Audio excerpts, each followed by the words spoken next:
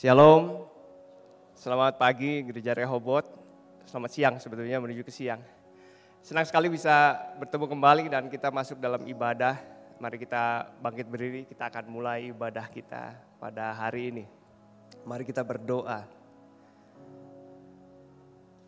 Pertolongan kepada kita dalam ibadah minggu yang kudus ini adalah datang daripada Allah pencipta langit, bumi dan segala isinya. Dia setia memelihara ciptaannya dan tidak pernah meninggalkan perbuatan tangannya dari selama-lamanya sampai selama-lamanya. Bapa di dalam surga, kami mengucap syukur untuk karunia-Mu pagi hari ini kami bisa bersama-sama masuk dalam ibadah Tuhan. Terima kasih kami semua dalam keadaan baik-baik saja Tuhan. Dan bisa menikmati Engkau Tuhan. Bisa merasakan hadirat-Mu Tuhan. Bisa bersama-sama dengan saudara seiman kami Tuhan. Kami mengucap syukur untuk pagi hari ini. Terima kasih Tuhan. Sebentar kami akan naikkan pujian. Memberikan korban kepada Engkau Tuhan. Memberikan persembahan kepada Engkau Tuhan. Dan mendengarkan firman-Mu Tuhan. Mari Tuhan kami mau buka hati kami. Kamu siapkan hati kami. Segala sesuatu yang ada pada kami pada saat ini Tuhan. Kami serahkan ke dalam tangan Engkau Tuhan. Engkau melihat dan menilik ke dalam hati kami yang paling dalam Tuhan. Dan biarlah hari ini kami belajar di depan Engkau Tuhan. Di dalam firman-Mu Tuhan. Mari nyatakan pribadi-Mu dalam setiap pribadi kami dalam ruangan ini Tuhan pada pagi hari ini Tuhan. Kami siap untuk memuji dan menyembah Engkau Tuhan dan beribadah pada hari ini Tuhan. Di dalam nama Tuhan Yesus kami berdoa dan mengucap syukur. Amin. Amin. Keluarga KU2 Shalom. Sekali lagi lebih semangat keluarga KU2 Shalom. Hari ini karena tanggal 12 mungkin boleh cari 12 orang untuk kita kasih salam kanan kirinya dong. Harus 12 kalau enggak 12 enggak kaci katanya. Yeah. Yes. Berbahagia kita semua karena hari ini kita berkumpul bersama saudara seiman kita untuk beribadah bersama Tuhan. Amin. Sebentar lagi 1 bulan lagi saudara kita ganti tahun cepet banget. Tapi kita yakin dan percaya walaupun tahun ini kita hadapi banyak kesulitan. Kita punya Allah yang besar, amin. Kita punya Allah yang besar, amin. Dan Allah yang besar ini ada di dalam kita. Kita mau memuji Dia, kita mau tinggikan nama Dia, amin. Boleh lambaikan tangannya siap memuji Tuhan, boleh kasih tepuk tangan yang dahsyat bagi Yesus, come on. Woo.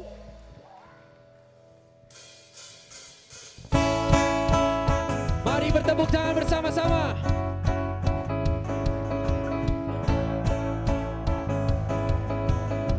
Let's give him shout. Say, whoa.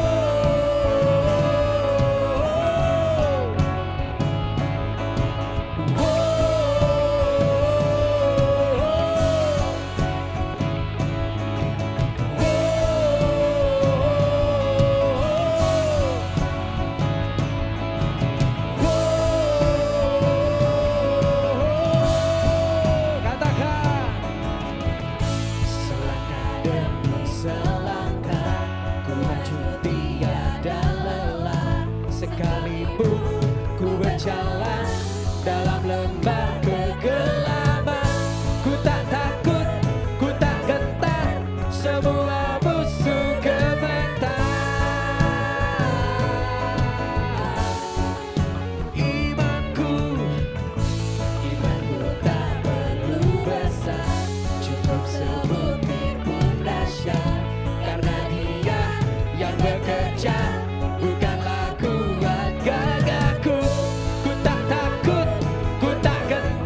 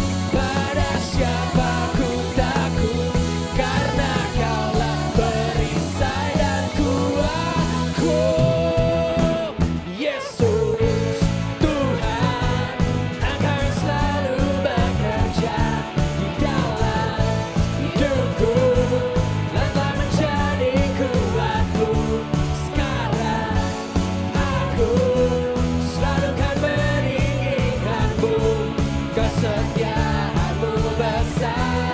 Yesus Tuhan, Engkau selalu bekerja di mana hidupku. Sekarang aku selalu kan meninggikanmu, kesetiaanmu besar di dalam. Kau besar di dalam. Sekali lagi, kau besar di dalam.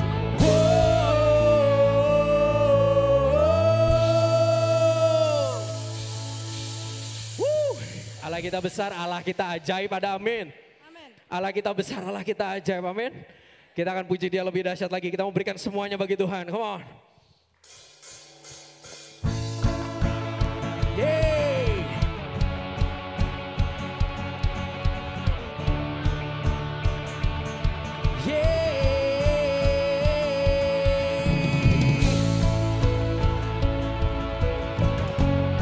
Sungguh Kau ajaib, Engkau Allah yang besar dan ajaib Tuhan. Tak terbayang kebesaran-Mu dan tak terbanding kekuatan-Mu Tuhan. Kau megah bagiku segenap jiwa dan pengharapan tak ku serahkan untuk rencana-Mu Tuhan. Dengan segenap hati katakan, hanya Kau yang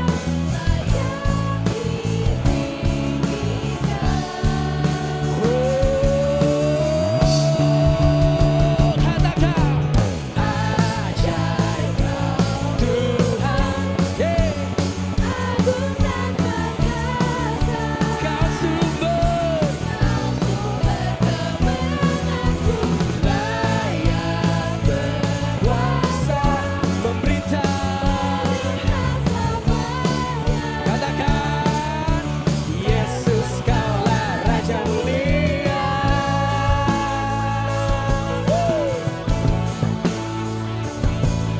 Tak terbayang kebesaran-Mu, tak terbanding kekuatan-Mu Tuhan. Kau megah bagiku segenap jiwa, ku serahkan untuk rencana-Mu Tuhan. Kau raja atasku. Semuanya dari atas sampai bawah, come on. Hanya Kau yang are you ready, church?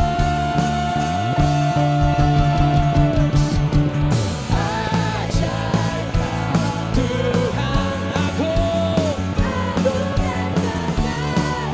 sumber-sumber kemenanganku, layak berkuasa memberitakan. Yesus Raja mulia.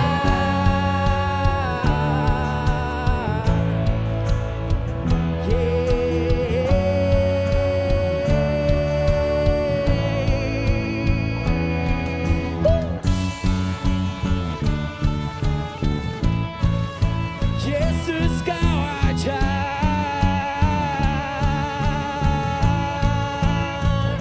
Come on.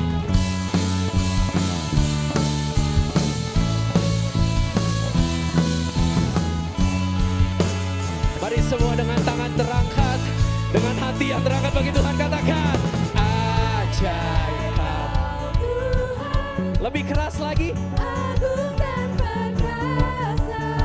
Kau sumber kemenanganku, layak berkuasa.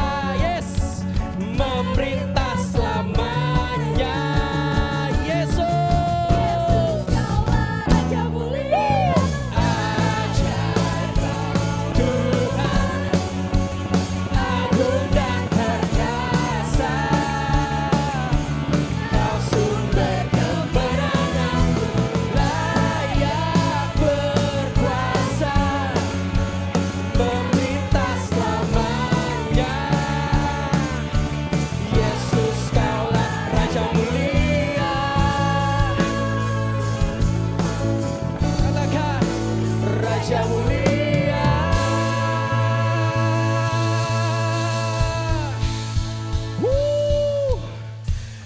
Namamu ditinggikan, dimuliakan di tempat ini Tuhan.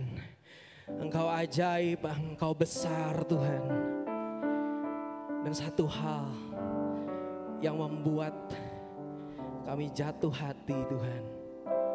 Karena Engkau mengasihi setiap kami.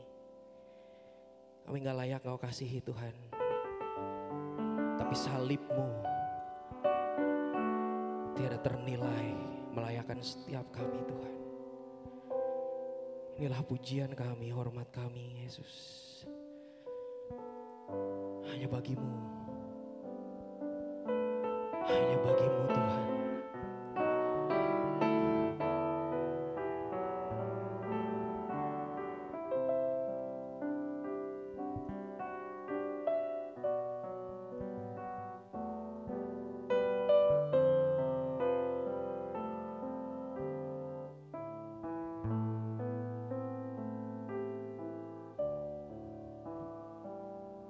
Di hatimu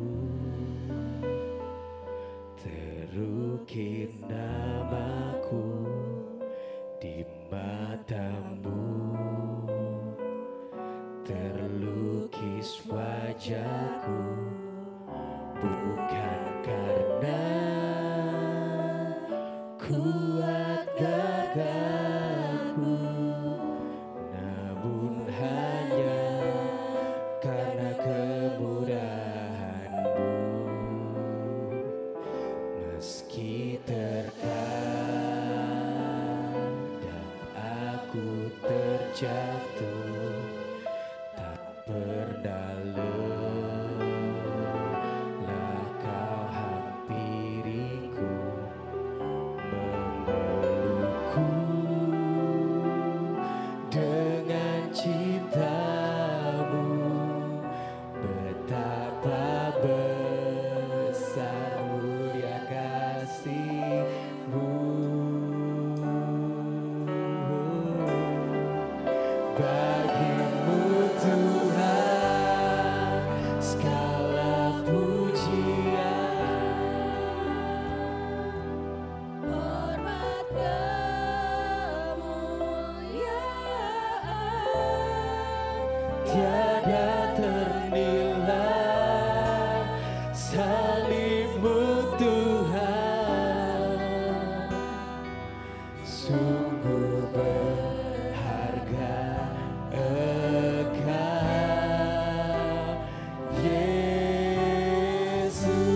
Mari kita kasih tepuk tangan yang dahsyat bagi Yesus. Meski terkadang aku terjatuh, tak pernah lelah Kau hampiriku, memelukku Dalam cinta-Mu Tuhan. Oh, betapa besar mulia kasih-Mu, kasih-Mu. Oh, bagi-Mu Tuhan segala pujian, hormat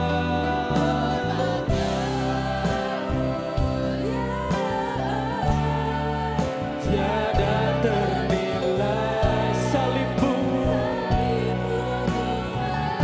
Oh, sungguh berharga Engkau. Bagi-Mu Tuhan segala pujian, hormat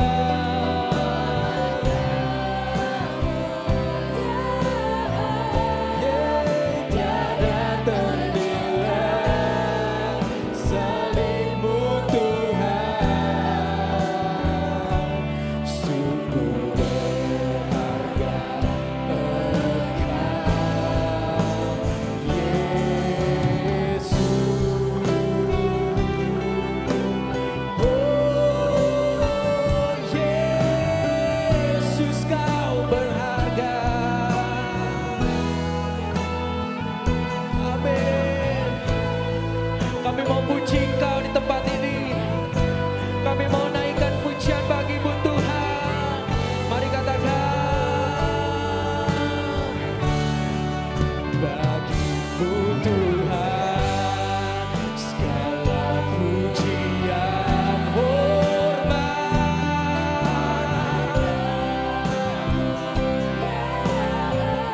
tiada ternilai. Sungguh, mari dengan segenap hati, segenap jiwa katakan bagimu Tuhan.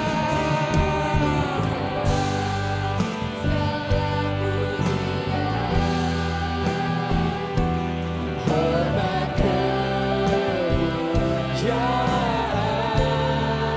tiada ternilai, salibmu Tuhan, sungguh berharga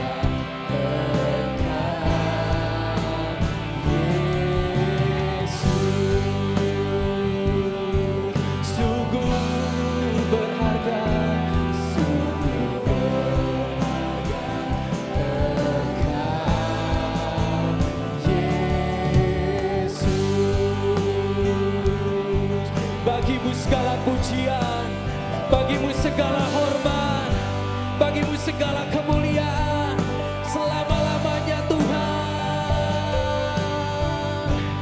Kami mau naikkan pujian bagimu Tuhan, katakan bagi Dia segala pujian, hormat serta syukur kekal selamanya. Bagi Dia hormat selama-lamanya. Lebih lagi katakan bagi Dia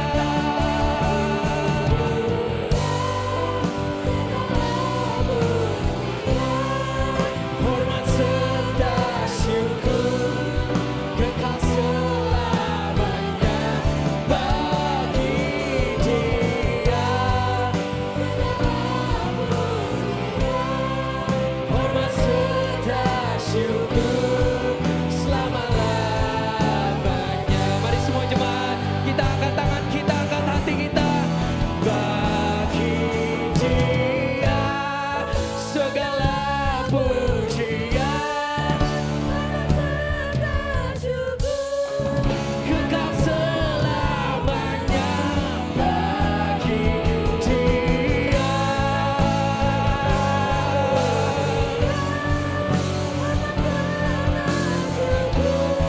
selama-lamanya,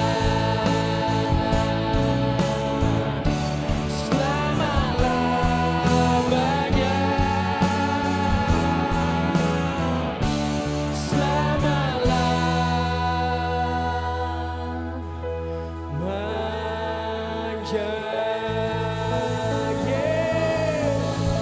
Haleluya,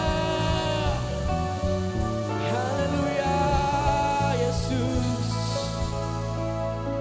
Segala pujian, hormat, syukur hanya layak bagi Engkau Tuhan. Allah yang mengasihi kami, Allah yang berkorban bagi kami, Allah yang menyelamatkan kami Tuhan. Oh Tuhan, inilah hidup kami Tuhan. Inilah hidup kami Tuhan. Kami bawa ya Tuhan hanya bagi kemuliaan nama-Mu Tuhan. Hanya Kau yang layak terima pujian kami, sembah kami dan hormat kami. Allah yang besar, Allah yang ajaib. Terima kasih Bapa. Bergerak lebih dahsyat lagi ya Tuhan selama ibadah hari ini di tempat ini ya Bapa. Terima kasih Tuhan. Dalam nama Tuhan Yesus Kristus, semua orang yang percaya sama-sama kita katakan amin. Silakan duduk.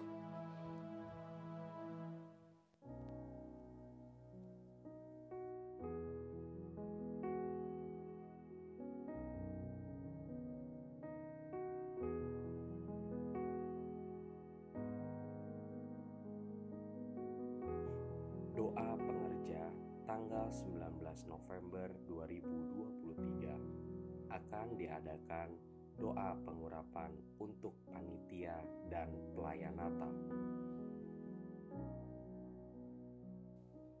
Juga turut mengundang seluruh hamba-hamba Tuhan untuk hadir di ibadah doa pengerja dan mendoakan panitia dan seluruh pelayan Tuhan yang melayani Natal 2024.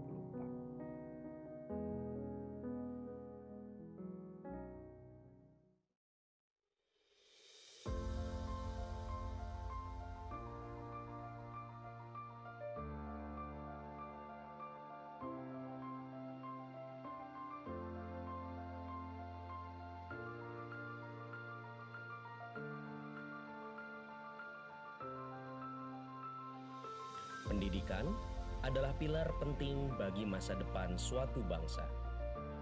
Pembelajaran pengetahuan, keterampilan, baik secara individu dan berkelompok, menciptakan manusia sosial yang bermanfaat bagi bangsa dan negara. Sekolah Rehoboth menyelenggarakan pendidikan yang bertumbuh secara intelektual dan kerohanian, menjadikan pembelajaran yang bermakna dan menyenangkan, dengan tujuan menghasilkan generasi yang berkarakter Kristus.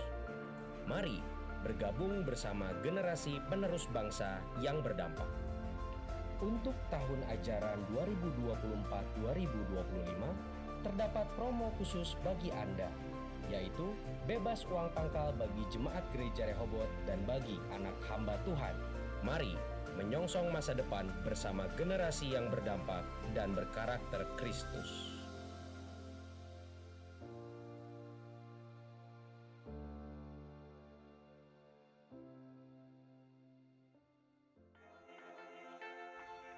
Saudara, dalam Biblical Night dengan seri Living Worship bulan ini, kita akan membahas mengenai persembahan di dalam ibadah. Dalam pertemuan ini, kita akan mengenal apa itu persembahan, mengapa kita memberi persembahan di dalam ibadah, bagaimana cara memberikan persembahan yang berkenan pada Tuhan, dan bagaimana memaknai persembahan. Materi ini akan dibahas dalam pertemuan Biblical Night dengan judul Offering. Pertemuan diadakan secara online via Zoom Gereja Rehoboth tanggal 16 November 2023 pukul 7 malam via Zoom Meeting. Sampai jumpa, Tuhan Yesus memberkati.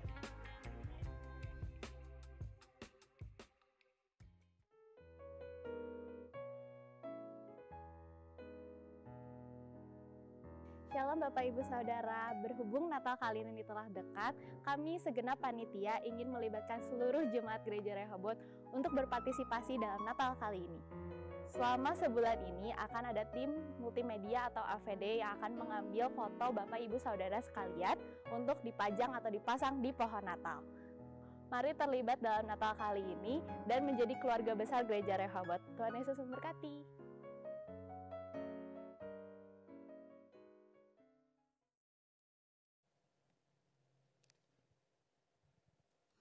Shalom, selamat pagi saudara, selamat pagi. Mohon maaf sebelumnya saya agak bindeng saudara karena ada pilek dan batuk, tapi sudah menuju sembuh saudara. Mudah-mudahan suara saya tetap menggema dengan indahnya di telinga saudara. Mari kita berdoa untuk firman Tuhan. Kami bersyukur Tuhan untuk pagi hari ini kami bisa mendengarkan firman-Mu dan belajar daripada Engkau sendiri yang mengajari kami Tuhan. Biarlah apa yang Engkau ingin sampaikan pada setiap pribadi kami Tuhan, kami bisa menerima dengan baik Tuhan. Hamba-Mu terbatas Tuhan, Hamba-Mu lemah Tuhan, tetapi kami percaya roh Allah yang ada pada kami Tuhan membantu kami Tuhan untuk mengerti firman-Mu. Mari Tuhan berbicaralah Tuhan, kami siap mendengar. Di dalam nama Tuhan Yesus kami berdoa dan mengucap syukur. Amin. Bulan ini kita akan belajar tentang evangelism, tentang penginjilan. Tetapi penginjilan tidak hanya fokus pada ketika saudara menantang seorang untuk menerima Kristus. Memang itu adalah puncaknya. Setiap kita diamanatkan Tuhan untuk bisa menawarkan kepada orang lain, memberitakan kepada orang lain bahwa Yesus Kristus adalah Tuhan, bahwa engkau adalah manusia berdosa dan tidak ada cara lain dalam hidup ini selain daripada terima Yesus kalau engkau ingin selamat dalam kehidupan sekarang dan kehidupan yang akan datang. Memang itu adalah puncaknya. Tetapi dalam kehidupan kita, ketika kita menginjili, kita tidak selalu senantiasa mendapatkan kesempatan seperti itu, bukan? Ada banyak sekali faktor yang harus dipersiapkan. Kalau beberapa hamba Tuhan di bulan-bulan yang lalu katakan bahwa mungkin kita baru memberi makan 1 bapau saja dan kita sedang mempersiapkan itu. Mungkin saudara yang lain memberikan bapau kedua, ketiga dan selanjutnya dan dia bertobat pada bapau yang ke-8 atau ke-9. Kita tidak pernah tahu karena Roh Kudus yang akan bekerja dalam hidup dia. Tetapi penginjilan adalah sebuah upaya kita untuk kita bisa membuat orang menuju Kristus. Mungkin tidak langsung ketemu, langsung terima, mungkin ada juga yang seperti itu. Tapi mungkin kebanyakan tidak seperti itu. Tetapi kita sedang merencanakan, kita sedang membuat suasananya, kita sedang merekonstruksi supaya dia bisa bertemu dengan Tuhan. Seperti itu adalah penginjilan. Seperti itu. Jadi kehidupan kita adalah merekonstruksi supaya orang-orang ketemu dengan Kristus. Melalui apa? Melalui segala macam. Melalui kesaksian kita, melalui kehidupan kita, melalui tata krama kita, melalui adab kita, melalui moralitas kita, melalui kinerja kita. Kita membawa orang, mengkonstruksi dia supaya ketemu dengan Kristus. Ini belum apa-apa udah digas gini ya, udah ngerti. Mohon maaf. Tetapi itulah penginjilan. Dan pagi hari ini kita akan melihat bahwa penginjilan bisa lebih banyak, bisa lebih luas lagi. Dan kita akan melihat satu aspek saja. Yaitu kita buka dalam Kisah Rasul yang ke-19.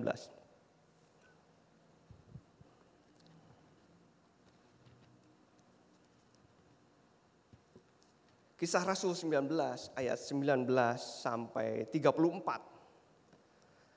Ayat 19 sampai 34. Kisah Rasul 19 ayat 19 sampai 34. Saya akan bacakan buat saudara. Saya menggunakan Alkitab terjemahan baru versi kedua, saudara. Jadi saudara bisa memperbandingkan ya dengan baik. Kisah Rasul 19.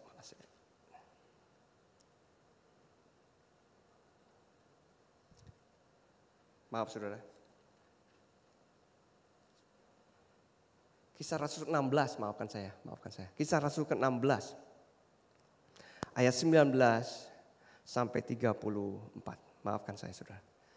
Kisah Rasul 16 ayat 19 sampai 34. Kepala penjara Filipi. Ketika tuan-tuan perempuan itu melihat bahwa harapan mereka untuk mendapat penghasilan telah lenyap, mereka menangkap Paulus dan Silas, lalu menyeret mereka ke pasar untuk menghadap kepada para penguasa.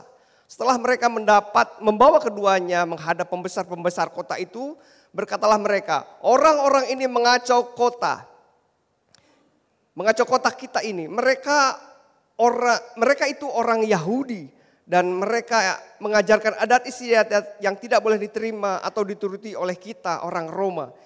Juga orang banyak bangkit menentang mereka. Lalu pembesar-pembesar kota itu menyuruh mengoyak pakaian dari tubuh mereka dan mendera mereka. Setelah mereka berkali-kali didera, mereka dijebloskan dalam penjara. Kepala penjara diperintahkan untuk menjaga mereka dengan sungguh-sungguh. Sesuai dengan perintah itu, kepala penjara memasukkan mereka ke ruang penjara paling tengah dan membelenggu kaki mereka pada pasungan. Namun kira-kira tengah malam Paulus dan Silas berdoa dan menyanyikan puji-pujian kepada Allah. Dan orang-orang hukuman lain mendengarkan mereka. Tetapi tiba-tiba terjadilah gempa bumi yang hebat sehingga fondasi-fondasi penjara itu goyah. Seketika itu juga terbukalah semua pintu dan terlepaslah belenggu mereka semua. Ketika kepala penjara itu terjaga dari tidurnya dan melihat pintu-pintu penjara terbuka, ia menghunus pedangnya hendak membunuh diri. Karena ia menyangka bahwa orang-orang hukuman telah melarikan diri. Namun Paulus berseru dengan suara nyaring. Jangan celakakan dirimu sebab kami semua masih ada di sini. Kepala penjara itu menyuruh membawa suluh lalu berlari masuk dan gemetar sujudlah ia depan Paulus dan Silas. Ia mengantar mereka keluar sambil berkata, Tuan-tuan, apa yang harus aku perbuat supaya aku diselamatkan? Jawab mereka, percayalah kepada Tuhan Yesus dan kau akan selamat, engkau dan seisi rumahmu. Lalu mereka memberitakan firman Tuhan kepadanya dan kepada semua orang yang ada di rumahnya. Pada tengah malam itu juga kepala penjara membawa mereka dan membasuh luka mereka. Seketika itu juga ia dan keluarganya dibaptis. Lalu ia membawa mereka ke rumahnya dan menghidangkan makanan kepada mereka. Ia sangat bergembira bahwa ia dan seisi rumahnya telah percaya kepada Allah. Saatnya kita berdoa sebentar. Kami mengucap syukur untuk firman-Mu. Terima kasih Tuhan. Biarlah firman-Mu ini tertanam dalam hati kami, hidup dalam hati kami. Kami mengingatnya Tuhan.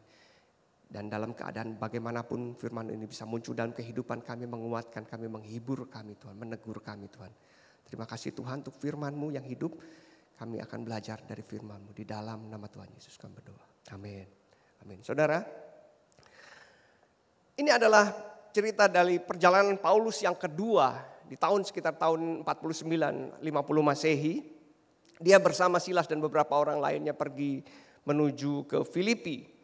Sebenarnya Paulus hendak pergi ke Asia dan ke Bitinia, tetapi Roh Allah melarang mereka untuk pergi ke sana. Dan dalam suatu malam dia melihat sebuah penglihatan bahwa orang Makedonia melambai-lambai dari seberang. Menyeberanglah ke Makedonia, tolonglah kami. Jadi Paulus melihat penglihatan itu, lalu Paulus memutuskan untuk pergi memenuhi penglihatan itu. Jadi itu adalah sebuah panggilan ilahi daripada Tuhan untuk dia bisa pergi ke Makedonia dan menginjil di sana. Makedonia itu kurang lebih ada di daerah Yunani ya, di Makedonia Utara, Bulgaria, kalau sekarang di Serbia, Kosovo, kurang lebih di area-area seperti itu kalau zaman sekarang. Dalam penglihatan itu dia melihat bahwa orang-orang berkata, tolonglah kami, tolonglah kami. Ini jelas bahwa orang-orang itu memerlukan keselamatan. Sehingga Paulus pergi ke sana. Nah, ada sesuatu yang unik ketika dia ke Filipi. Jadi Filipi adalah bagian dari Makedonia itu, bagian dari kota Romawi itu. Pada waktu itu Romawi yang berkuasa, kerajaan Romawi berkuasa. Dan ini adalah bagian kota dari jajahannya Romawi. Nah, Filipi adalah kota bagian daripada Makedonia, kota perantauan bagi orang-orang Roma. Orang Roma kalau merantau juga suka ke Filipi. Dan kota ini adalah basis militer. Jadi banyak sekali orang tentara di sana. Jadi seperti orang di pool, tentara-tentara di pool. Untuk mereka bisa hidup. Tetapi kota ini strategis karena dia dekat dengan tambang-tambang yang bisa menghasilkan emas bagi orang Romawi. Jadi keadaan kotanya adalah kota seperti dengan kalau kita melihat Cimahi, kita melihat Bandung juga seperti itu atau Magelang. Kota yang militernya banyak. Kota yang bentar-bentar ada kantor militer, ada kantor gitu, kita kan melihat seperti itu. Kalau saudara main ke Cimahi itu banyak sekali gitu ya. Karena ini ada kota yang basisnya militer, jadi orang militernya banyak. Banyak tentara Romawi di sana. Nah, kalau saudara lihat di bagian depannya itu adalah alun-alun dan di belakangnya adalah pasar, kurang lebih seperti itu ya. Zaman sekarang masih ada sedikit reruntuhan. Jadi cerita tentang Filipi itu bukan cerita hayalan, tetapi terjadi saudara. Apa yang firman Tuhan tuliskan itu terjadi. Dan apa yang terjadi dalam kota Filipi itu, kalau saudara perhatikan di dalam Kisah Rasul 16 ayat yang ke-13, ketika Paulus sudah sampai di kota Filipi itu, dia keluar dari kota itu, keluar dari bentengnya, lalu mencari sinagog, lalu berdoa di dalam sinagog itu. Jadi dia tidak secara frontal langsung menginjil di sana, tetapi dengan perlahan-lahan dia menginjili orang di sana. Dengan dia beribadah seperti biasanya karena ada sinagog-sinagog juga di luar kota Filipi itu. Nah, masalah terjadi ketika ada seorang budak perempuan yang memiliki roh tenung, yaitu roh yang bisa meramal. Nah, budak ini mengganggu Paulus dan Silas dengan berteriak-teriak bahwa orang-orang ini adalah hamba Allah yang maha tinggi. Mereka memberitakan kepadamu jalan kepada keselamatan. Seperti mengejek seperti itu ya. Mereka ada di belakangnya, berhari-hari mereka lakukan seperti itu. Tetapi ini sebuah pertanda yang luar biasa juga. Dari mana orang ini bisa tahu bahwa ini orang penting? Betul? Paulus kan tidak menunjukkan diri bahwa dia orang penting, dia orang biasa-biasa, dia datang ke kota Filipi itu. Tetapi kalau Allah menyertai maka iblis tidak suka. Maka dia dipointing sama iblis. Kenapa tiba-tiba perempuan itu berteriak-teriak di belakang dia? Siapa yang ngasih tahu bahwa dia adalah Paulus? Siapa yang ngasih tahu bahwa dia pekerjaannya menginjil? Siapa yang ngasih tahu bahwa dia adalah rasul? Tidak ada yang ngasih tahu pada dia. Tetapi orang ini tahu karena ada roh tenung di dalamnya. Lalu menghina-hina, mengejek-ejek di belakang Paulus. Sampai beberapa hari kemudian Paulus mengusir dalam nama Yesus keluar dari perempuan itu. Roh tenungnya keluar. Nah, masalah terjadi sekarang. Karena perempuan tenung itu ternyata adalah hamba dari tuan-tuannya. Tuan-tuannya mempekerjakan dia untuk dia bisa praktek seperti itu. Untuk pertenungan, meramal. Lalu keuntungan yang orang yang diramah harus bayar tentu saja. Dan tuannya mendapat bagian daripada itu. Tetapi ketika roh tenungnya sudah tidak ada lalu menjadi masalah karena orang itu tidak bisa menghasilkan uang lagi. Nah inilah masalahnya dimulai. Jadi pada saat ini Paulus dimasukkan dalam penjara bukan berkenaan dengan penginjilan. Tetapi karena fitnahan, karena tidak ada hubungannya. Dikatakan bahwa orang ini mengacau di dalam kota kita ini. Dia mengajarkan adat istiadat Yahudi di mana di ayat yang di dalam ayat yang ke-13 dikatakan bahwa Paulus pergi ke sinagog untuk berdoa. Dan kegiatan dia hanya itu saja. Dia berdoa dan ketemu dengan orang-orang Kristen pada waktu itu. Tetapi karena tuan-tuan ini kehilangan penghasilannya, maka dia difitnah.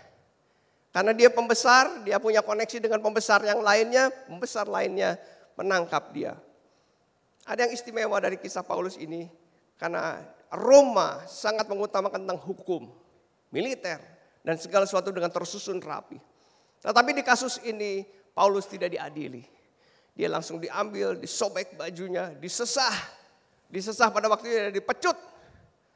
Pecutnya ada 3, ada seperti pecut Yesus seperti itu. Diambil nancap, ditarik seperti itu. Atau ada yang bulir-bulir besi di dalamnya dihantamkan itu rusak di sininya. Saya tidak tahu berapa kali dia disesah pada waktu itu. Tetapi yang pasti adalah punggungnya hancur. Lalu dia dibelenggu, dimasukkan ke dalam penjara di paling tengah. Saya coba mencari penjara seperti apa yang ada di dalam tengah itu di kota Filipi. Penjara itu dalamnya 2 meter sampai 4 meter.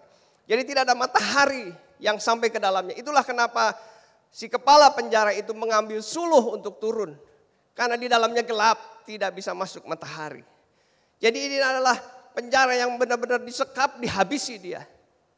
Dan saya membayangkan kakinya dipasung. Orang dipasung itu tidak mungkin tengkurap, saudara. Benar? Karena dipasung dalam keadaan duduk, lalu dia dipasung. Bagaimana dia duduk dengan sempurna ketika punggungnya hancur oleh luka. Pasti ini kaku rasanya, ini kaku, luar biasa. Bagaimana dia bisa rebahan, lawang ininya rusak kok. Dia tidak bisa tidur, dia tidak bisa duduk. Dia kesakitan pada waktu itu. Ini adalah hukuman yang cukup berat, ini cukup berat. Dan masalahnya dia tidak diadili terlebih dahulu. Itu menjadi masalah besar untuk orang Roma pada waktu itu. Lalu kita bisa membaca dalam ayat tadi yang kita baca bahwa Paulus walaupun dalam keadaan sakit, saya percaya duduknya juga tidak enak, tidak bisa tidur juga. Kalau bisa tengkurap sebetulnya, karena yang sakit adalah punggungnya. Kalau bisa tengkurap, tapi nggak bisa tengkurap. Bagaimana bisa tengkurap? Itu pasungan tidak bisa dibalik seperti itu. Kalau dibalik ya kakinya naik dulu ke atas. Pokoknya nggak susah lah. Saya membayangkan susah sekali gimana caranya supaya dia bisa istirahat. Dan dia di penjara di tengah, dia tidak bisa nyender juga saya pikir. Karena dia di tengah dalam lubang yang begitu dalam. Tetapi orang ini, Paulus, memuji Tuhan dan berdoa. Nah kita akan belajar tipe seperti apa orang yang menginjili. Ya, nanti kita akan bahas. Nah kita lanjut dulu. Lalu setelah berdoa terjadi gempa. Lalu copot semua. Saya juga tidak bisa membayangkan gempa yang seperti apa. Yang bisa meluluh lantakan pasungan. Kalau pintu penjara terbuka saya masih bisa mengerti. Karena dia pasti engselnya atas bawah. Pasti bukan engsel kita, engsel kupu-kupu yang di rumah saudara semua gitu ya. Karena saya arsitek, saya tahu pasti engselnya atas bawah ini. Pasti engselnya atas bawah. Kalau gempa pasti lepas itu, seperti itu. Tetapi kalau engsel kupu-kupu nggak bisa. Tapi pada waktu itu belum ada engsel kupu-kupu saya pikir ya. Nggak ada toko besi, tidak ada Makmur Jaya di sana kita sekira atau di tempat mana gitu ya. Gempa yang besar sehingga engselnya harus lepas. Jadi pintu itu pasti lepas karena ditusuk dari atas ke bawah si engsel pintu seperti itu. Itu masuk akal. Tetapi pasungan, gempa yang seperti apa yang bisa melepaskan kunci pasungan itu. Karena pasungan 2 kayu yang disatukan lalu dikunci di ujungnya. Gempa yang seperti apa yang bisa membuka kunci itu? Saya hampir berkata, kayaknya saya berani bertaruh juga ya. Gempa berapa Richter yang bisa membuka kunci pasungan? Tidak ada, saya pikir. Berarti bukan hanya sekedar gempa biasa, tetapi Allah yang membukakan. Ini orang yang bekerja di dalam Tuhan. Lalu si iblis mengganggunya. Lalu Tuhan membelanya. Dia membuka. Dia tidak kabur. Kepala penjara itu hendak bunuh diri. Nah, saudara, di dalam hukum Romawi itu selalu dikatakan demikian. Kalau engkau bertanggung jawab untuk suatu tugas ini, lalu engkau gagal, maka engkau yang bertanggung jawab. Mari kita buka deh sedikit ya. Ini luar biasa. Kisah Rasul 12, mundur sedikit saudara. Kisah Rasul 12 ayat 17. Kisah Rasul 12, 17 sampai 19. Saya baca cepat saja ya, Kisah Rasul 12 ayat 17 sampai 19. Namun Petrus memberi isyarat dengan tangannya supaya mereka diam.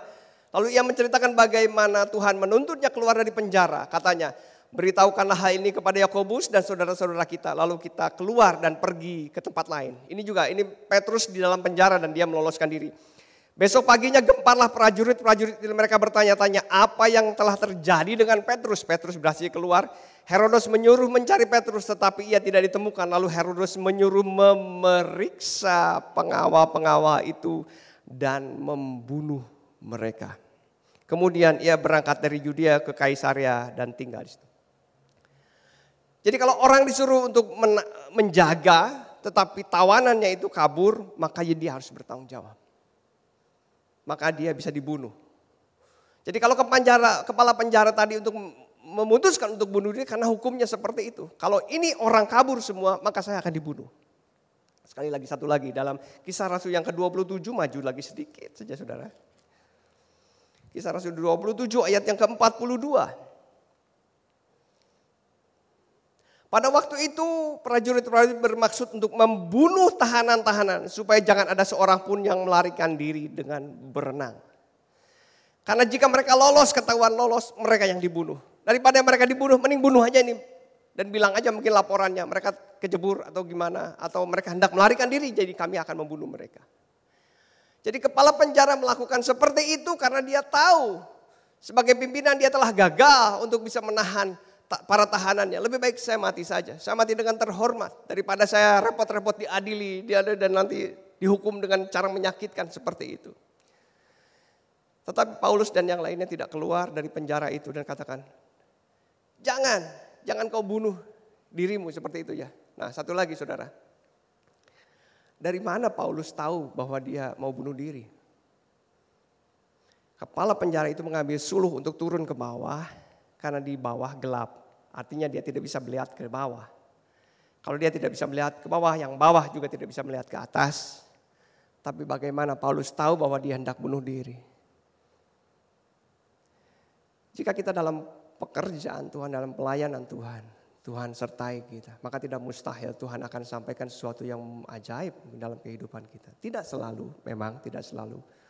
Tetapi saya percaya ketika dia sampaikan itu, Tuhan sedang membimbing Paulus untuk katakan, jangan. Karena Tuhan punya maksud untuk kepala penjara itu. Sehingga kepala penjara itu gak jadi mati. Loh, kok dia tahu saya mau bunuh diri, kenapa dia teriak dari dalam? Lalu dia ambil suluh, dia lihat ke bawah, semuanya masih komplit. Seperti yang tadi kita baca dalam Kisah Rasul yang ke-16, dia bersukaria. Dia mengobati lukanya, Paulus dan Silas. Lalu membawa kepada keluarganya.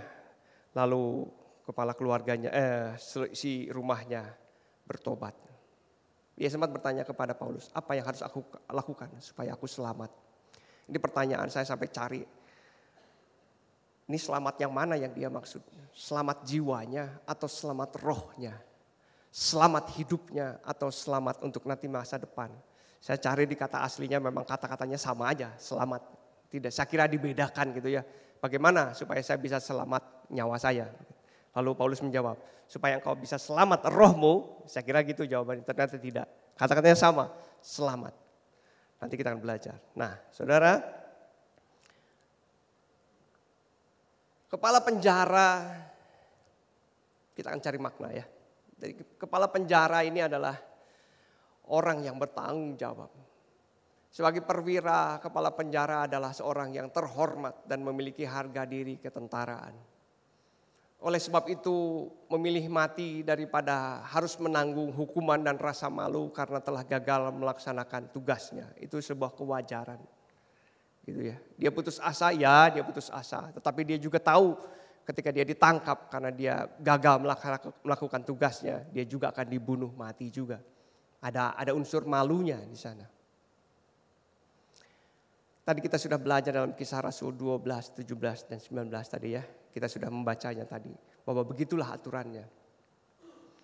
Pada keadaan di ujung maut, dia memikirkan tentang keselamatannya. Dia bertanya kepada Paulus, bagaimana caranya supaya saya bisa selamat? Ya, saya tidak bunuh diri dan kalian ada di sini semuanya nggak kabur.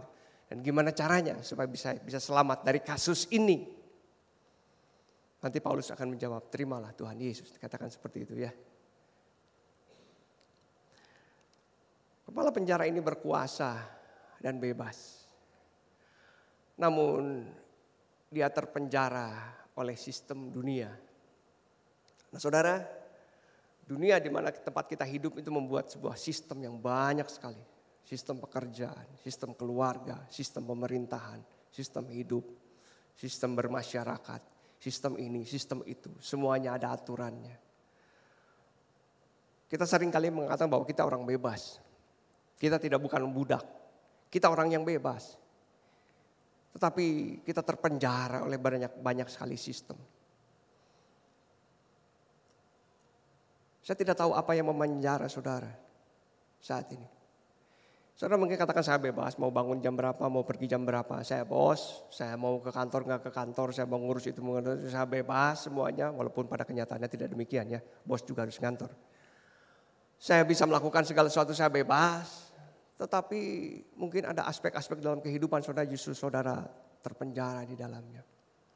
Kepala penjara ini orang yang bebas. Tetapi dia terpenjara di dalamnya. Dia terkungkung di dalamnya. Saya tidak tahu apa yang memenjarakan dalam kehidupan saudara. Ekonomikah, kesulitankah, sakit hatikah, pengampunan. Yang tidak mau mengampuni teman. Penderitaankah, iri hatikah, kekhawatirankah yang memenjarakan kita. Kita bisa katakan bahwa saya orang bebas. Tetapi kita juga tidak bisa berbohong. Jauh dalam hati kita. Kita juga terpenjara. Dalam iri hati yang gak habis-habisnya. Dalam sakit hati yang gak habis-habisnya. Tidak mau mengampuni yang lainnya. Marah yang tidak ada habis-habisnya. Atau kekhawatiran yang tidak ada habis-habisnya dalam kehidupan kita. Kita hidup dengan kekhawatiran di dalamnya. Walaupun katakan bahwa kita orang bebas. Saya orang bebas di dalamnya. Tetapi kita juga terpenjara sebetulnya. Kita tidak mau jadi seperti kepala penjara ini. Kita ngakunya orang bebas. Tetapi sebetulnya kita terpenjara oleh banyak hal. Mungkin kita menganggap, mana mungkin keluarga bisa memenjara saya. Bisa saudara. Bisa. Saudara tidak menjadi apa-apa karena penjara karena rumah tangga, karena keluarga saudara. Saudara terlalu berlebihan. Sampai firman Tuhan katakan kalau kau mengasihi keluargamu lebih daripada aku, kau tidak layak mengikut aku. Wow, itu berat banget, itu berat banget. Artinya di dalam Yesus kita punya kebebasan, bebas di dalam Yesus. Dan kita tidak punya ikatan apapun, kita bertanggung jawab langsung kepada Tuhan. Saya tidak tahu apa yang memenjarakan saudara saat ini. Apa saudara yang mengikat saudara? Kita akan melihat sebaliknya nanti ya di dalam Paulus. Pertanyaannya adalah ketika dia bertanya, bagaimana caranya supaya saya bisa selamat? Tapi selamat yang mana nih? Kasus ini dia diselamatkan. Kasus ini dia tidak dihukum karena ada sebuah gempa bumi di dalamnya. Di dalam hukum Roma sampai dituliskan de custodia reorum, dikatakan sebuah hukum baru. Dikatakan, kan tadi dikatakan tuh kalau orang bertanggung jawab untuk menjaga tawanan, lalu tawanan itu kabur, dia bertanggung jawab. Nah ada sebuah hukum baru namanya Custodia reorum, sampai Kak Hese ngomongnya saudara, karena bahasa Romawi. Itu dikatakan kecuali kalau ada mujizat. Sampai dituliskan seperti itu. Jadi ya ini tidak masuk akal, ini pasti keajaiban. Maka dia terlepas dari tanggung jawab itu. Sampai ada dituliskan seperti itu saudara. Sampai hukum Roma dituliskan seperti itu. Karena orang tadi kayak Petrus tadi itu gimana caranya dia bisa lolos. Semuanya terkunci tapi dia bisa keluar. Atau ini semuanya tiba-tiba bisa terlepas. Pasungan bisa terlepas. Gimana caranya kalau bukan mujizat? Sampai dibuatkan hukum seperti itu. Nah, kepala penjara itu pada waktu itu mungkin dia bisa selamat dari kasus itu. Tapi pertanyaan selanjutnya, sampai kapan dia bisa selamat? Sampai minggu depan dia selamat? Dalam peperangan apakah selamat juga? Dan ketika sudah mati apakah dia juga selamat? Bahkan ketika dia sudah di alam yang lain, apakah dia juga ada dalam keselamatan? Pertanyaan tentang keselamatan menjadi sangat panjang. Saya cerita sedikit tentang Viktor Frankl. Dia adalah seorang Yahudi, dia adalah seorang psikolog, seorang ahli neuro juga kalau nggak salah ya, saya agak lupa saudara. Dan dia adalah orang Yahudi yang dikumpulkan oleh Nazi Jerman untuk dimasukkan dalam Auschwitz, dalam camp konsentrasi Holocaust itu. Ketika dia dimasukkan pertama kali dia disatukan dengan orang-orang Yahudi lainnya. Dia masuk dalam Auschwitz, lalu dia suruh berbaris, laki-laki di sebelah sana, perempuan di sebelah sana, menuju ada 2 meja, itu meja untuk laki-laki, meja untuk perempuan, lalu berbaris. Dia ikut antrian, dia melihat ada orang ke kiri, ada orang ke kanan, ada orang ke kiri, ada orang ke kanan. Dia tidak mengerti kenapa kami dipisahkan, kenapa saya dipisahkan, ada yang ke kiri, ada yang ke kanan. Ketika dia sudah mulai mendekat, dia tahu, oh yang ke kiri itu dibakar hari itu juga. Yang ke kanan selamat. Dia maju lalu dia katakan kamu ke kanan, dia selamat hari itu. Hari itu dia biasa selamat. Tapi bagaimana dengan besok? Bagaimana dengan bulan depan? Bagaimana dengan tahun depan? Sampai kapan dia selamat? Di dalam camp itu semua kelaparan, semua kedinginan. Musim panas, musim dingin, bajunya cuma selembar. Tidak diberikan selimut dan lain sebagainya. Makanannya terbatas. Disuruh kerja paksa, tidak ada air, makan sedikit. Mereka berbulan-bulan, bertahun-tahun tidak pernah mandi. Seperti itu. Sebagian menjadi gila. Sebagian bunuh diri. Sebagian kelihatan menjadi orang terhormat dan orang tidak terhormat. Dia menuliskan. Dari hari-hari itu saya bisa melihat mana orang yang terhormat, mana orang yang tidak terhormat. Ada yang ingin memenangkan dirinya sendiri. Ada ingin selamat sendiri. Dia gak peduli dengan yang lainnya. Ada orang yang gila. Ada orang yang bunuh diri mengakhiri. Ada orang yang menjadi sakit di dalamnya. Pada waktu itu dia mengatakan bahwa mungkin dengan sepotong roti yang terakhir saya bisa berikan kepada orang yang lebih membutuhkan. Itu perbuatan yang luar biasa. Memberikan potongan roti terakhirnya untuk orang lain. Karena dia tidak tahu besok ada roti lagi atau tidak. Lalu bagaimana dia memaknai di dalamnya. Dia berusaha mencari makna. Dia sampai menuliskan pada akhirnya manusia tidak perlu hidupnya. Tidak perlu menanyakan apakah makna hidupnya. Melainkan mengakui bahwa dialah yang ditanyai. Dia sering manusia sering kali bertanya apa makna hidup saya. Tapi yang sebetulnya yang terjadi adalah kehidupan bertanya kepada kita, apa makna hidupmu? Dia bukan orang Kristen saya kira ya, dia orang Yahudi seperti itu. Kalau dia sudah kenal Yesus, saya percaya dia menuliskan lebih jauh, lebih banyak lagi. Tetapi dari Viktor Frankl kita bisa melihat dia mampu bertahan di dalamnya karena dia mencari makna setiap waktu, setiap saat dia mencari makna dari kehidupan, dari hari-hari yang mungkin saat terakhir dari kehidupannya, hari terakhir dari kehidupannya. Dia mencari makna, dia mencari makna. Dia terus melihat hari demi hari, dia selamat.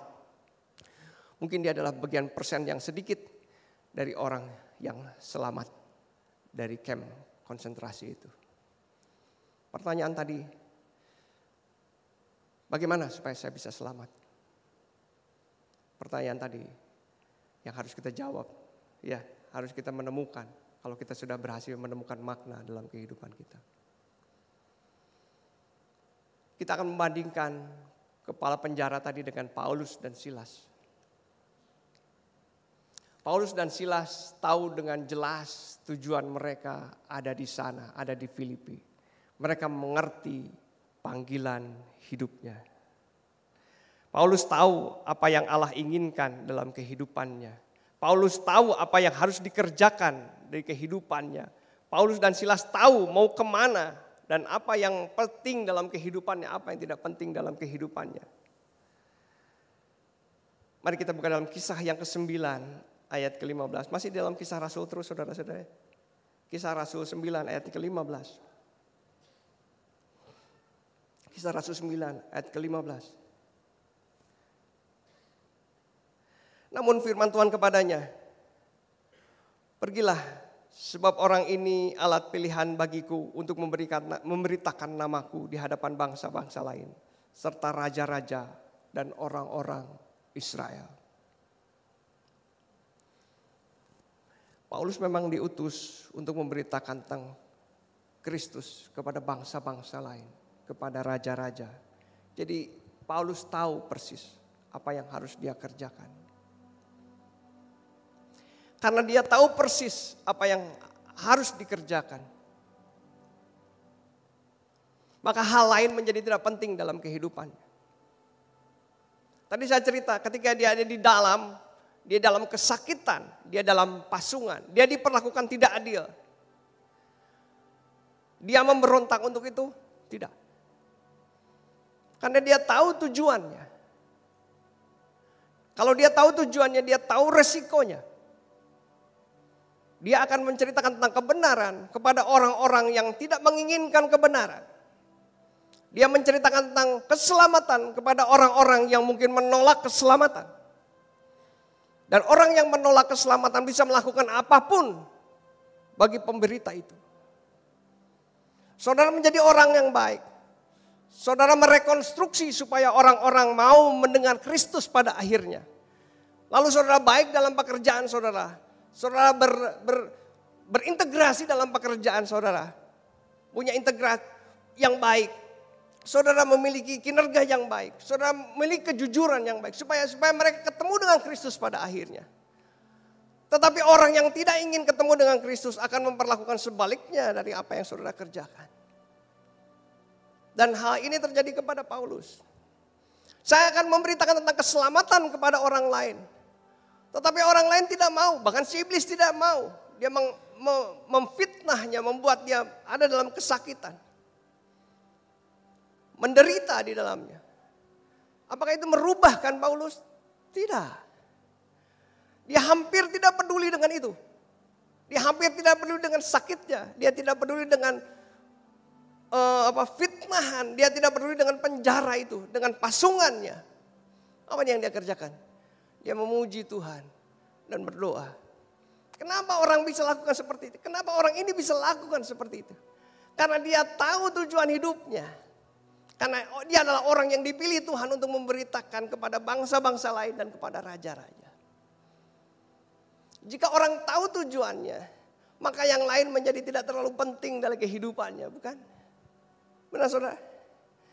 Kalau saudara punya fokus nih, yang simpel-simpel aja ya.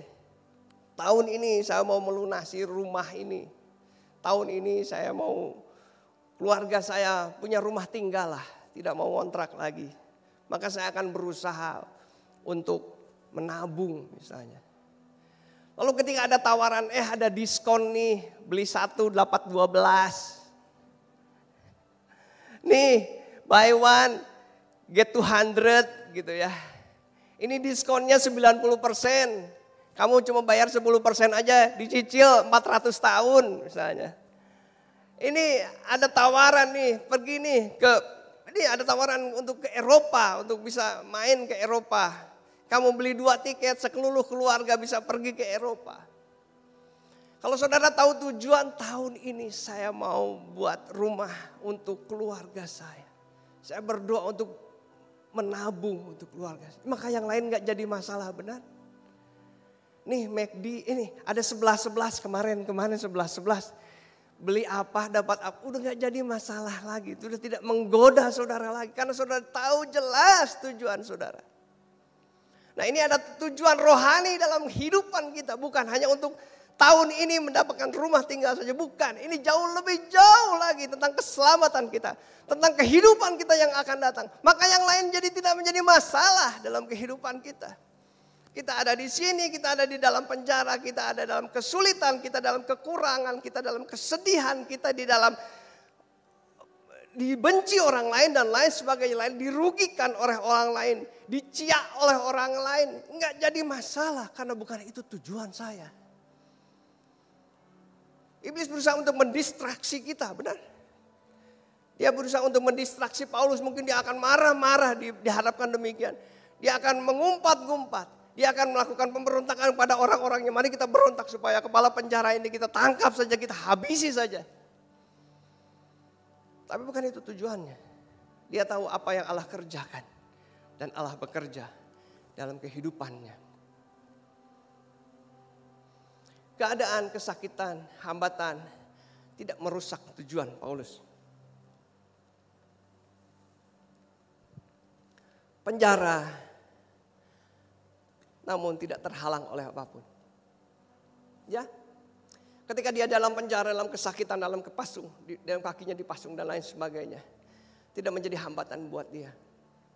Dia tetap memuji Tuhan, menyembah Tuhan, berdoa. Saya harus cari tahu apa yang dia doain. Apa yang Paulus doain? Dia berdoa untuk kelepasan dia kah? Saya yakin tidak. Karena dia memuji Tuhan. Saya yakin dia berdoa untuk orang-orang Filipi. Kepala penjara itu adalah salah satu dari keluarga yang pertama dimenangkan di kota Filipi itu. Sebelumnya memang ada Lydia dan lain sebagainya. Tetapi yang dimenangkan pertama kali adalah dia. Satu keluarga itu. Allah punya rencana. Bagaimana kalau dia menyusun sebuah rencana untuk pemberontakan untuk kepala penjara itu dihabisi oleh dia. Maka tidak ada lagi orang yang mau percaya kepada Kristus. Karena berita tentang keselamatan adalah merekonstruksi orang untuk hampir kepada Tuhan. Benar. Maka kehidupan kita akan merekonstruksi setiap langkah hidup saya untuk tidak mengganjal orang untuk sampai kepada Kristus. Itu penginjilan. Penginjilan memang akan bertanya kepada Yesus mengasihimu. Apa engkau mengasihi Yesus? Betul. Tetapi kita juga perlu merekonstruksi kehidupan kita. Supaya orang lain bisa punya kesempatan mendengarkan Injil dan mau menerima Kristus. Kita mungkin terpenjara. Kita mungkin tidak dalam keadaan yang paling bebas. Saudara katakan, saya adalah seorang pegawai. Jam saya tergantung 8 sampai 4. Dan saya tidak bisa melakukan apa-apa hanya di kantor. Di box yang hanya 2x2 dan hanya kerja di dalamnya. Saya bisa lakukan apa? Saudara mungkin orang yang terpenjara. Dengan saya tidak punya kelebihan apapun. Saya sangat terbatas dalam ekonomi saya terbatas. Dalam waktu saya terbatas. Dalam kepandaian saya terbatas. Dalam kreativitas saya terbatas. Aduh, saya mah apa tuh ya? Saya menyangka bahwa hidup saya ada sebutir debu di tengah alam semesta ini. Saya mah apalah aku ini gitu ya. Maaf. Tetapi saudara, terpenjara namun tidak terhalang oleh apapun. Paulus terpenjara dalam lubang di bawah 4 meter itu. Tetapi dia tidak terhalang oleh apapun. Mau seperti kepala penjara tadi yang orang bebas tetapi justru terpenjara kehidupannya. Atau seperti Paulus yang dalam keadaan terpenjara tetapi dia tidak terhalang oleh apapun. Dia merekonstruksi kehidupannya untuk bisa orang sampai kepada Kristus dalam kehidupannya. Dia menderita namun tidak tersakiti. Siapa yang tidak sakit ketika disesah punggungnya, dihajar punggungnya, berdarah-darah, mengalir kulitnya robek sampai ke daging-dagingnya robek. Siapa yang tidak sakit? Semua juga tersakiti seperti itu. Tetapi apa yang dia tidak mengeluh sama sekali. Dia tidak menghujat kepala penjara sama sekali. Dia tidak marah-marah dengan penguasa Romawi. Dia tetap mengasihi mereka. Dan ketika dibawa ketika dalam keluarga kepala penjara itu dalam keluarganya, dia tetap melayani mereka, memberitakan Injil itu. Loh, ini sakitnya nggak kerasa gitu. Ini sakitnya udah hilang gitu. Masih tetap sakit, saya pikir. Dan kita mengalami pada masa ini. Saya tidak tahu berapa orang yang saudara sedang sakit saat ini. Sedang tersakiti saudara saat ini. Atau saudara sedang menderita saat ini. Tetapi itu yang tidak menyakiti dia. Dia menderita. Tetapi tidak menyakiti sampai kehidupannya. Dia tidak mengumpat, dia tidak pernah mengeluh. Dia memuji Tuhan dan berdoa. Saudara, dari pembacaan Kisah Rasul 16 ini kita bisa melihat banyak sekali makna yang luar biasa dalam kehidupan. Kita bisa melihat bagaimana kepala penjara itu, bagaimana kita bisa melihat Paulus dan Silas. Apa yang sekarang memenjarakan saudara? Di dalam Kristus kita sudah dibebaskan. Saudara bisa saja mengalami penderitaan, sakit, tekanan, kekurangan, ancaman. Tetapi jika saudara melihat dan mengerti dengan jelas tujuan hidup saudara, saudara akan melaluinya dengan pujian dan doa. Ini yang paling penting, tujuan hidup kita. Apa tujuan hidup manusia? Ketika Adam diciptakan pertama kali, Allah menginginkan dia bergaul dengan Tuhan. Menikmati Tuhan. Lalu dia bekerja di Taman Eden itu, melayani Allah. Dia mengerjakan taman itu untuk melayani Allah.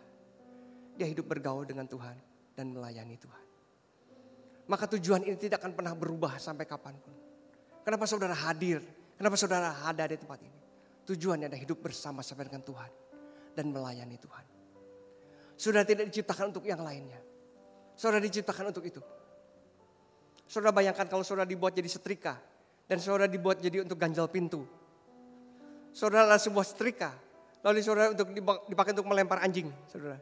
Saudara setrika, lalu saudara dipakai untuk jadi pemberat, untuk ganjal mobil. Loh, kok ada setrika di mobil ini? Iya buat ganjal, takut mobilnya turun, pakainya setrika, saudara. Setrika itu tidak jadi apa-apa. Setrika itu keluar dari tujuan yang utama. Setrika itu diciptakan untuk melicinkan pakaian. Untuk dipakai untuk melicinkan pakaian. Setrika itu sangat-sangat berguna ketika dia melicinkan pakaian. Setrika itu kurang berguna jadi ganjal mobil. Ditanjakan nagrek saudara. Kenapa harus pakai setrika gitu ya. Mahal-mahal amat. Nah kehidupan kita juga seperti itu. Kita diciptakan untuk bersama-sama dengan Tuhan. Menikmati Tuhan bersama-sama. Saudara sudah punya Kristus bersama-sama. Dan melayani Tuhan. Melayani di mana? Enggak cuma di sini. Di tempat saudara, di tempat pekerjaan saudara. Jadi ibu rumah tangga, jadi siswa, jadi mahasiswa. Dimanapun saudara ditempatkan, itu adalah melayani Tuhan. Jangan anggap ketika kita sekolah, kita sedang menyusun sebuah karir di dalamnya. Supaya suatu saat nanti kita kerjanya lebih gampang, uangnya lebih banyak. Lalu kita jadi konglomerat. Itu bukan tujuan. Tujuan kita adalah melayani Tuhan. Sekolah serius itu tujuannya untuk kemuliaan nama Tuhan. Sekolah serius itu bukan untuk mengumpulkan materi dan menjadi orang jadi sesuatu. Bukan, itu bukan tujuan. Dunia sudah menggeser saudara. Saudara jadi pimpinan bukan untuk berusaha untuk menjadi lebih kaya raya lagi. Tetapi lebih banyak orang yang diberkati anak buah saudara jadi makmur semuanya itu tujuan. Memelihara ciptaan Tuhan. Ketika anak buah saudara dimakmurkan semua. Saudara sedang melayani Tuhan. Jika orang tahu tujuan hidup maka yang lain menjadi tidak terlalu penting. Benar? Sekarang apa ya tragedi dalam kehidupan saudara?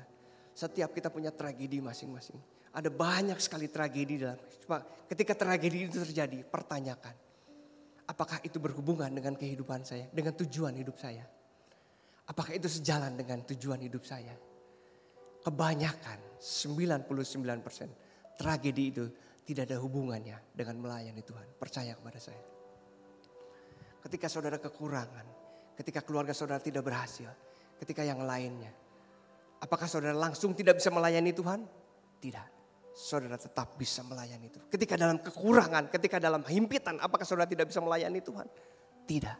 Saudara bisa melayani Tuhan. Apakah saudara tidak bisa berhubungan dengan Tuhan? Apakah saudara tidak bisa bersama-sama dengan Tuhan? Tidak. Keadaan apapun tidak bisa menahan kita untuk tetap hidup bersama Tuhan dan melayani Tuhan.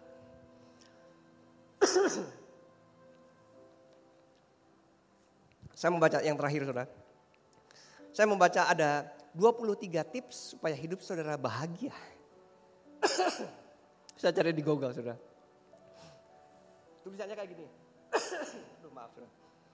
Yang pertama adalah tidur yang cukup, konsumsi makanan yang sehat, berolahraga yang teratur, banyak bepergian, bersyukur kepada Tuhan, puas dengan apa yang Anda miliki, jangan termakan rasa iri, hindari mengeluh, terima siapa Anda, percayalah Anda bisa, jangan keras pada diri sendiri, lakukan sesuatu yang Anda sukai, jangan hidup untuk menyenangkan orang lain, saling berbagi, bersikaplah menghargai orang lain, memiliki kepedulian tertulus pada orang lain, bla bla bla bla, selanjutnya sampai 23. Yang kita perlukan sebetulnya, semua yang ditulis ini baik, semua yang ditulis ini baik. Yang kita perlukan adalah apa yang membingkai semua perbuatan itu.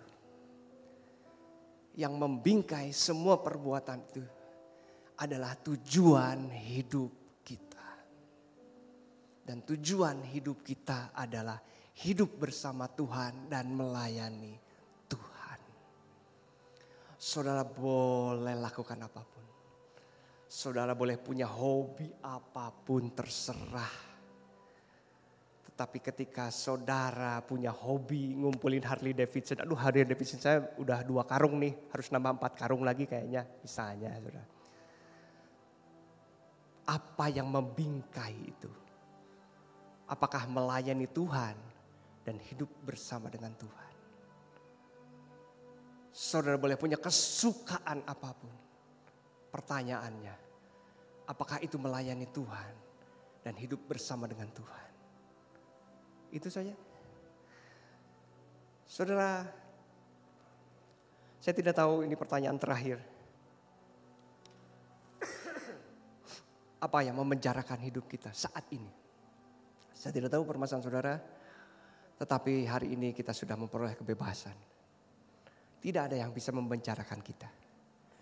Ketika kita tahu apa tujuan hidup kita. Tujuan hidup kita adalah melayani Tuhan. Dan hidup bersama-sama dengan Tuhan. Kiranya ketika kita tahu tujuan ini, maka kita menyediakan hidup kita untuk bisa menginjili. Menginjili adalah merekonstruksi ulang, membuat konstruksi supaya orang bisa ketemu dengan Kristus pada waktunya. Buatlah hidup kita supaya orang bisa ketemu dengan Kristus dengan mudah. Amin. Mari kita berdoa.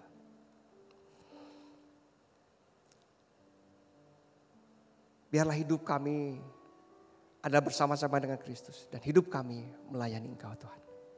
Biarlah hidup kami menjadi orang yang mendapatkan amanat untuk menyampaikan firman Tuhan. Untuk menyampaikan Injil keselamatan itu kepada orang lain Tuhan.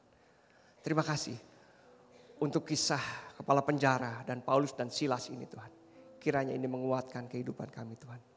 Kiranya ini membuat kami bersiap sedia senantiasa untuk melayani Engkau. Di dalam nama Tuhan Yesus kami berdoa dan mengucap syukur. Amin. Amin. Tuhan Yesus memberkati.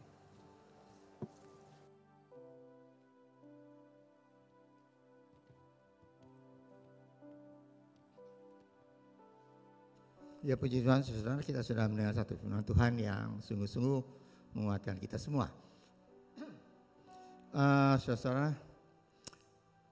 seorang hamba Tuhan berkata, apabila kita sudah menikmati keselamatan dari Tuhan, jangan hanya kita sendiri yang menikmati keselamatan itu, bagikan pada orang lain. Ya, puji Tuhan. Hari ini khotbah tentang Paulus dan Silas di penjara yang menjadi dasar khotbah penginjilan hari ini. Satu khotbah yang sudah biasa untuk kita. Saudara juga tentu dari kecil sampai sekarang, saya juga saudara. Dari kecil sampai sekarang kalau dengar Paulus dan Silas penjara. Oh, Paulus dan Silas di penjara dia memuji Tuhan, lepas semua. Udah aja. Karena kuasa Tuhan. Nah hari ini saudara, Kalau saudara perhatikan, kita mendapat satu tekanan yang lebih lagi tentang kuasa Tuhan. Tadi saudara dikatakan, digambarkan penjara itu sedemikian rupa dengan gempa bumi yang ada, dan diterangkan saudara, itu engsel kupu-kupu, mengengsel begini, kebongkar semua. Wah, itu baru hari ini saya dengar. Dan saya pikir masuk akal. Lantaran yang khotbah tadi adalah seorang insinyur. Jadi ngerti bermacam-macam engsel yang begitu. Yang membuktikan bahwa kuasa Tuhan lebih dari itu. Ya, puji Tuhan. Jadi kita makin yakin bahwa Tuhan yang kita sembah, kuasanya amat besar. Dan pengkhotbah yang baru berkhotbah tadi, tepat hari ini berhari ulang tahun. Ya, baik. Nanti kita doakan. Dan saudara yang akan berikan selamat, jangan takut saudara. Beliau akan berdiri di depan dan saudara bisa selamat, memberikan selamat ya, puji Tuhan. Kedua saudara, minggu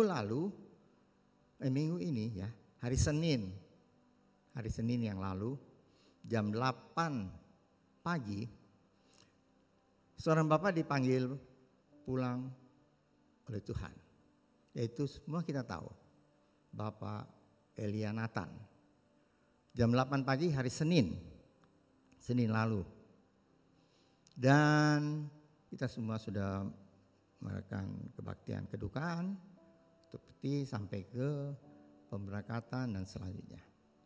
Selesai upacaranya itu hari Rabu, ya. Hari Rabu, hari Kamisnya anaknya 2 orang itu sudah menikah. Billy, ya, banyak yang kenalan dengan Billy dan Monica. Nah, mereka berusaha untuk menyenangkan orang tua ke maminya ini, oleh sebab maminya sudah mendampingi papinya ini, yaitu Pak Elia Nathan.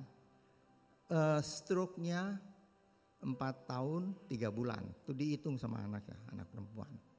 Jadi karena sudah selalu di rumah mendampingi Pak Elia almarhum, jadi mereka mau menyenangkan, ya, mau jalan-jalan ke Jakarta. Sampai di rest area, maminya pusing, lemes, dibawa ke klinik. Setelah rada seger sedikit, mau pulang, nggak jadi ke Jakarta, saudara. Jadi ke Jakarta, sampai di rumah masih seger. Tiba-tiba sorenya itu lemas lagi. Terus anak-anaknya berkata, ya bawa aja ke rumah sakit, masuk ICU. Masuk ICU hari Jumat pagi, masuk, dan Sabtu pagi 00,30. Dia dipanggil pulang oleh Tuhan. Anak-anaknya mau nyenengin maminya, itu gak bisa, saudara. Hilang kesempatannya. Kalau saya hitung-hitung, saudara, dari hari Senin jam 8, papinya dipanggil pulang oleh Tuhan. Sampai ke hari Sabtu jam 00 sekian, maminya dipanggil Tuhan. Itu jumlahnya 4 hari cuma, saudara, bedanya. 4 hari 17 jam. Kalau di jumlah jamnya 113 jam. Bedanya cuma 113 jam, maminya dipanggil Tuhan. Tidak ada kesempatan. Nah, saudara, yang penting bagi kita, kalau kita masih punya kesempatan untuk membagi keselamatan, jangan kita nikmati bersama, membagi keselamatan. Mari kita pakai kesempatan kita supaya makin banyak orang bisa diselamatkan oleh Tuhan. Ya, Selanjutnya saudara lihat di screen tadi ada pengumuman tentang sekolah Kristen Rehoboth. Puji Tuhan, Gereja Rehoboth punya sekolah sejak tahun 1985 sampai sekarang, dari TK sampai SMA. Dan di sekolah kita tahu bersama-sama bukan hanya mengajar pelajaran sekuler, tapi juga kerohanian. Sehingga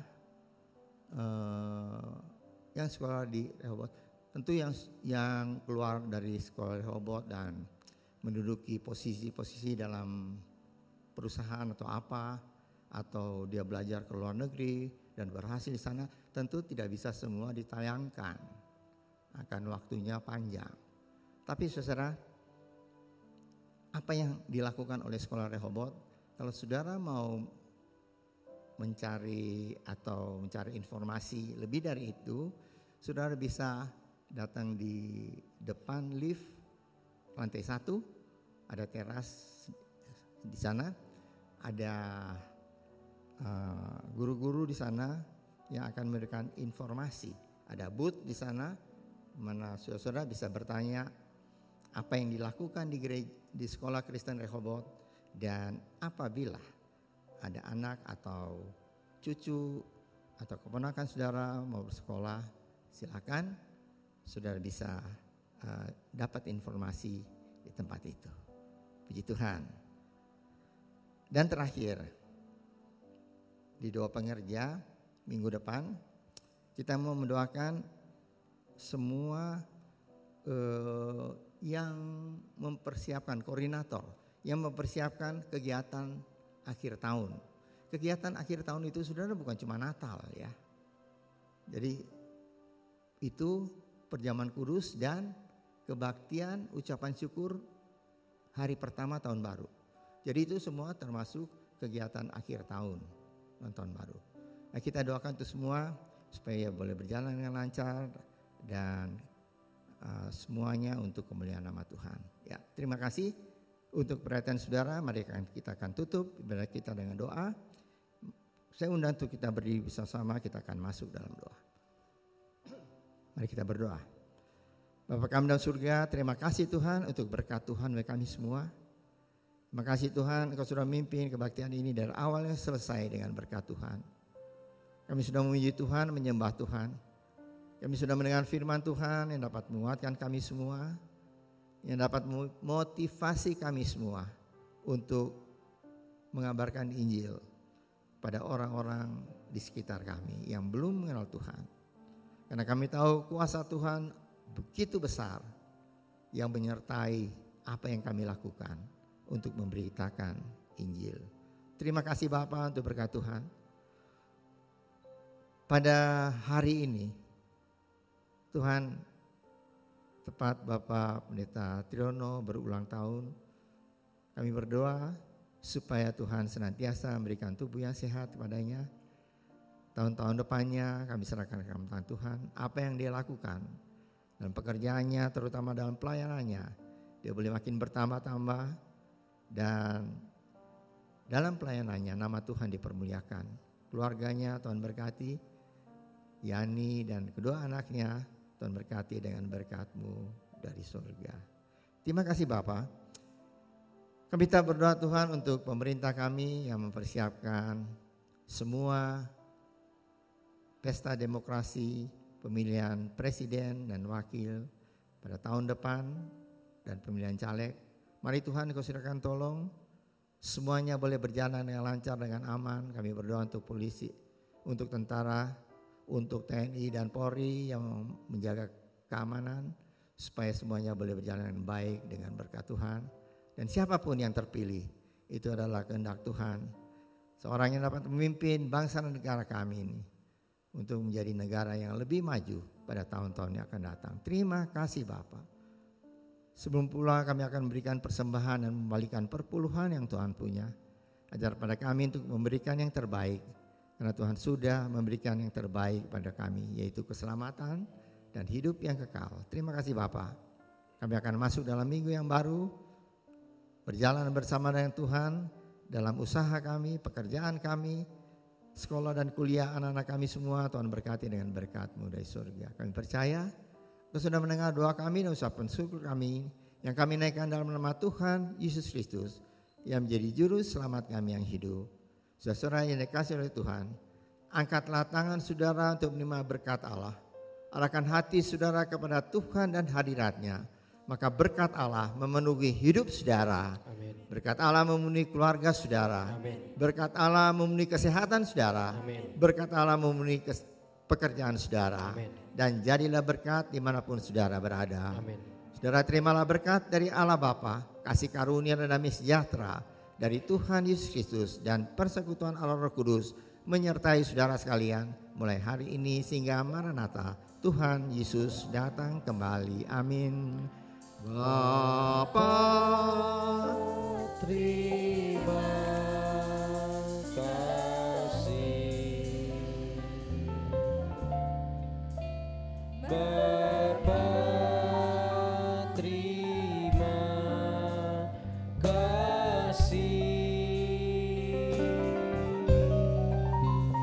Bapa di dalam surga, ku berterima kasih.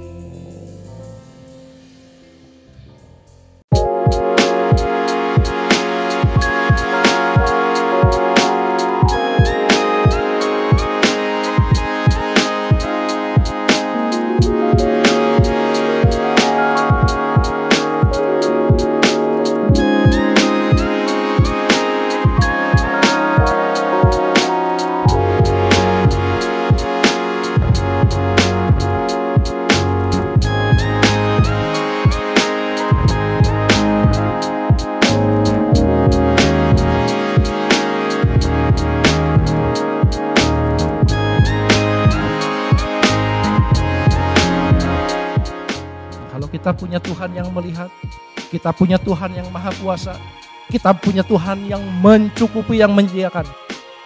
Apakah kita masih takut? Bapak Ibu Saudara semua, penampakan Kristus bukan hanya menunjukkan bahwa Yesus bangkit, tetapi juga memanggil murid-muridnya ke jalan yang seharusnya.